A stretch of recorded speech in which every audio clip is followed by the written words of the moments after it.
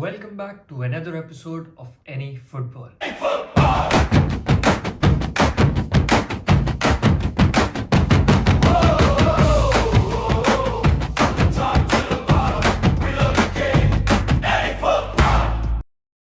तो स्टार्ट करते हैं with the any football weekend match analysis. पहला मैच जिसकी मैं बात करना चाहूंगा वो है PSG versus Bayern Munich in the Champions League semifinal first leg. ये एक 9 गोल का थ्रिलर मैच था जो पीएसजी जीती है 5-4। और अब जो सेकंड लेग है म्यूनिख में, उसमें देखना होगा कि क्या होगा, because both teams refused to back down from the challenge and kept on scoring goals throughout the match. ये एक रिकॉर्ड ब्रेकिंग मैच है for a champions league knockout tie जहां पे इतने सारे गोल्स मारे गए हों फर्स्ट लेग में। ऐसा स्कोर यूजुअली ओवर 2 लेग्स होता है, बट पहली बार चैंपियंस लीग हिस्ट्री में ऐसा हुआ है कि ये एक ही मैच में हो गया है। मेरे हिसाब से this is one of the highest quality matches that we have seen इन recent years in Champions League. I definitely recommend all of you to watch this match's second leg in Munich. और जो दूसरा match है जिसकी हम बात करेंगे वो है एटलेटिको मैड्रिड वर्सेस आर्सेनल। एक तरफ पीएसजी और बायर्न म्यूनिख गोल फेस्ट मना रहे हैं और दूसरी तरफ हमने एक डिफेंसिव गेम देखा दोनों टीम से, जो रिफ्यूज कर रही थी पूरे मैच एक दूसरे को goal scoring opportunities. This was like a chess match, each and every move was calculated. सच बता रहा हूं, इससे बड़ा पार्क द बस का मैच मैंने अपनी लाइफ में नहीं देखा है। 3 पेनाल्टी स्कैंडल्स एक मैच में, और उसके बाद भी फाइनल स्कोर था 1-1, and this tie has now become a win or die situation for both teams who will face each other next week. The any football main story में आज हम बात करेंगे 2 फॉलन बेल्जियन जायंट्स की। तो पहला club जिसकी हम बात करेंगे उसका नाम है लियर्स एसके। इसका डाउनफॉल 2018 में शुरू हुआ जब ये बैंकरप्ट हो गए क्योंकि फाइनेंशियल मिसमैनेजमेंट, एक्यूमुलेटेड डेट और फेल्ड ओनरशिप नेगोशिएशन। इस क्लब को मागेद सामी, जो एक इजिप्शियन बिजनेसमैन थे, ओन कर रहे थे 2007 से। लेकिन इनके टेन्योर में ये क्लब फाइनेंशियली इतना स्ट्रगल करता रहा for investment because of the high operating cost and instability to establish sustainable revenue streams which led to mounting debt. 2018 के मई में डेविड नाखिद ने कोशिश करी थी इस क्लब को खरीदने की मागेद सामी से, लेकिन वो डील नहीं जा पाई और ये क्लब रह गया विदाउट अ ओनर, और इसकी वजह से ये क्लब बैंकरप्ट डिक्लेयर कर दिया गया मई 2018 में, जिसने एंड कर दिया इस क्लब की 112 साल की हिस्ट्री को। उसके बाद ये क्लब मर्ज हो गया और एक नया क्लब बन गया जिसका नाम है लियर्स कैम्पेनजोनन, जो लोअर डिविजन्स में स्ट्रगल कर रहा है और कोशिश कर रहा है कि वापस फर्स्ट डिवीजन फुटबॉल खेले। और दूसरा क्लब जिसकी हम बात करेंगे उसका नाम है बेरशॉट। इस क्लब के डाउनफॉल के मेजर रीजंस हैं off field instability, weak financial management and a high turnover in key leadership positions। 2024-25 season में ही सेकंड डिवीजन में रेलीगेट हो गए। इस क्लब की एक दिक्कत रही है शुरू से। इनका chairman, vice chairman, board members सब कुछ टाइम के लिए इस क्लब में आते हैं और उसके बाद क्योंकि जो वर्क एनवायरनमेंट है वो इतना ज्यादा टॉक्सिक है कि लोग इस क्लब में रहना ही नहीं चाहते, और 3 महीने, 2 महीने और 5 महीने जैसे शॉर्ट टाइम्स में इस क्लब को छोड़ देते हैं। अब मैं बात करना चाहूंगा सिविया की। 6 time Europa League winners, now facing a potential relegation. They are just 2 points above the relegation zone after their 8th match without a win. अगर सिविया रेलीगेट हो जाती है, हम स्पेनिश फुटबॉल के एक बहुत बड़े क्लब को अगले सीजन सेकेंड डिवीजन फुटबॉल खेलते हुए देखेंगे, सिर्फ मिसमैनेजमेंट और एक inability to keep a hold of good players and build a squad around those players. Sevilla going down will be the next biggest story after Spurs' relegation. सेविया के पास अभी भी एक मौका है, वो लीग के बाकी बचे मैचेस को जीते और होप करे वो रेलीगेट नहीं होते हैं, क्योंकि ये स्पेनिश फुटबॉल का एक इंस्टीट्यूशन है। सच बता रहा हूँ, इस साल हमने इतने बड़े बड़े क्लब्स को रेलीगेट होते हुए देखा है। I don't know what is going on with football this year. FA cup final Chelsea versus Man City के बीच में सेट हो गया है फॉर 16th मई at Wembley. Man City record 4th time FA cup के फाइनल में पहुंची है और इस बार वो होप कर रहे होंगे कि वो ये जीत जाए after the disaster performance last year losing out to Crystal Palace. अगर सिटी ये मैच जीतती है, ये उनका 8th FA कप टाइटल होगा जो सीमेंट कर देगा उनकी लेगेसी को पेप गार्डियोला एरा में, और ये टाइटल उनका डोमेस्टिक डबल भी सील कर देगा। इसके बाद उनके प्लेयर्स में और मोटिवेशन आ जाएगा कि वो प्रीमियर लीग के लिए पुश करे और इस सीजन को डोमेस्टिक ट्रेबल के साथ एंड करें। मेरा चेल्सी जो होप कर रहे हैं कि उनके यंग स्क्वाड के साथ अपनी पहली ट्रॉफी जीते सिंस 2021। हाँ, उनके यंग प्लेयर्स ने प्रूव किया है they can perform in the big matches, लेकिन क्या वो एक एक्सपीरियंस सिटी टीम के सामने खड़े हो पाएंगे और उन्हें चैलेंज कर पाएंगे? चेल्सी इस साल यूरोपियन स्पॉट्स के लिए बैटल कर रही है। अगर वो ये मैच जीतते हैं तो वो यूरोपा लीग में आ जाएंगे नेक्स्ट सीजन के लिए। अगर चेल्सी ये मैच जीतती है तो उनका डोमेस्टिक फाइनल्स का जो लूजिंग स्ट्रीक है वो खत्म हो जाएगा और उनका पहला FA कप विन होगा सिंस 2018। अब किसी विचित्र बात करनी है मुझे। एसएल बेनफिका पोर्टुगीज लीग में अनबीटन है इस साल, उसके बाद भी वो सिर्फ सेकंड पोजीशन में है। 22 विन और 60 ड्रॉज के बाद वो अभी भी 7 पॉइंट पीछे है FC पोर्टो के जो टेबल के टॉप पे हैं। जोसे मोरिनियो और ये एसएल बेनफिका टीम एक बहुत ही हिस्टोरिक फीट अचीव कर लेंगे अगर वो पूरा सीजन अनबीटन चले जाएंगे और उसके बाद भी टाइटल को नहीं जीत पाएंगे। वर्ल्ड फुटबॉल की हिस्ट्री में ये बेस्ट नॉन विनिंग सीजन बन जाएगा। तो देखने की बात है कि पोर्टो बॉटल करती है लीग को या Benfica best second place team बनती है वर्ल्ड फुटबॉल की। अब जोसे मोरिनियो की हम बात कर ही रहे हैं तो चलते हैं अगले सेक्शन में जो है the any football transfer talk. यहाँ पे सबसे बड़ी न्यूज ये है कि Jose Mourinho coming back to Real Madrid. Florentino Perez को लगता है कि Jose Mourinho is the only person जो इस ईगोइस्टिक रियल मैड्रिड टीम को हैंडल कर सकता है और अगले सीजन टाइटल्स की तरफ ले जा सकता है। रियल मैड्रिड का बोर्ड इस मूव के अगेंस्ट है क्योंकि जोसे मोरिनियो का जो पहला स्टिंट था रियल मैड्रिड में it was not that successful and the way that it ended was not good for the board and for the club. लेकिन क्योंकि फ्लोरेंटिनो पेरेज को ये बंदा खुद चाहिए, anything can happen. Also Mourinho के बेनफिका कॉन्ट्रैक्ट में 3 मिलियन का ब्रेक क्लॉज है जो कि कंपैरेटिवली बहुत कम है for a coach of his stature. मुझे नहीं लगता कि रियल मैड्रिड के लिए 3 मिलियन दे के मोरिनियो को लाना कोई बहुत बड़ी बात है, लेकिन अकॉर्डिंग टू रिपोर्ट्स मोरिनियो ने ऑलरेडी अपनी पहली डिमांड रख दी है। उसे Antonio Silva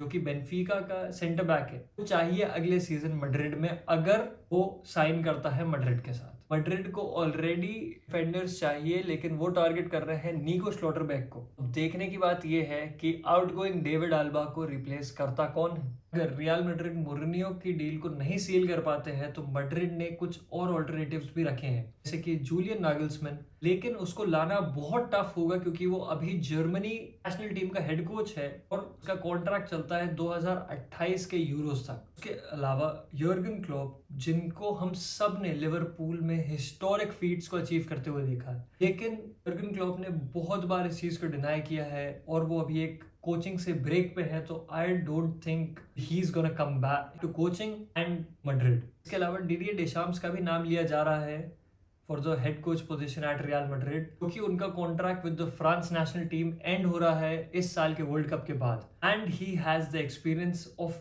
winning and managing big ego players. I think this will be a sensible move if Deschamps wants to move to club level. Max Allegri एक ऐसा नाम है जो मैड्रिड बोर्ड इंटरनली बहुत टाइम से स्ट्रगल कर रहे हैं डिसाइड करने के लिए कि कंटेंशन में रखना है कि नहीं, क्योंकि हाँ उनके पास एक्सपीरियंस है हाई प्रोफाइल प्लेयर्स को मैनेज करने का और ट्रॉफीज जिताने का, लेकिन पिछले कई सालों से उनने जिन क्लब्स को मैनेज किया है उनका परफॉर्मेंस ऐसा नहीं रहा है कि वो टॉप कंटेंडर बने रियल मैड्रिड के जॉब के लिए। और आखिरी आदमी जिसकी बात की जा रही है वो है अंदोनी इराओला जो अभी बोर्नमथ के मैनेजर है और इन्हें अनाउंस कर दिया है कि नेक्स्ट सीजन ये बोर्नमथ को छोड़ के जा रहे हैं। हाँ, इनने एक बोर्नमथ टीम को टॉप हाफ फिनिश कराया है और यूरोपियन स्पोर्ट्स के लिए पुश करवा रहे हैं। He is the dark horse for the Madrid job. इनकी प्रोफाइल वैसी नहीं है जैसे मैड्रिड यूजुअली मैनेजर्स को साइन करते हैं, लेकिन क्योंकि ये बोर्नमथ को एक टॉप हाफ फिनिश करवा रहे हैं और यूरोपियन स्पोर्ट्स के लिए पुश करवा रहे हैं, maybe he could become the next manager of Real Madrid. So let me know who you guys think should be the next manager of Real Madrid.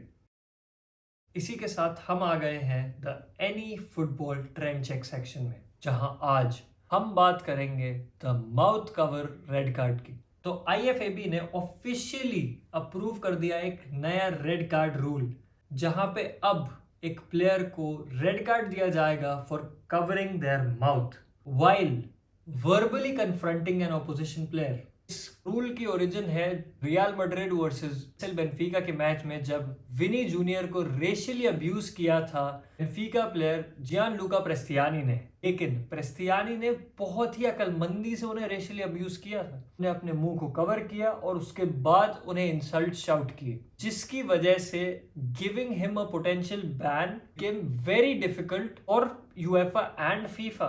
इसीलिए आईएफएबी ने ये रूल को इंट्रोड्यूस किया है। इसका जो अच्छा एस्पेक्ट है वो ये है कि क्योंकि प्लेयर्स अपने माउथ को कवर कर ही नहीं सकते हैं, अब ऑफिशियल्स अब्यूज, रेसिज्म और होमोफोबिया को इजीली ट्रैक कर लेंगे कैमरास एंड लिप रीडर्स। लेकिन इसका जो बैड एस्पेक्ट है वो ये है कि बहुत ही सब्जेक्टिव है। अब कोई प्लेयर अपनी उनके दूसरे प्लेयर से अगर कोई टैक्टिकल डिस्कशन कर रहा है, वो भी पूरा ऑपोजिशन प्लेयर्स देख सकते हैं और उसके अकॉर्डिंग अपनी टीम को एडजस्ट कर सकते हैं। मेरे हिसाब से it is a very good thing to happen to world football, और इसको इम्प्लीमेंट किया जाएगा 2026 के वर्ल्ड कप में। This will be a massive win transparency, but referees will have to be incredibly careful not to over penalize tactical whispers.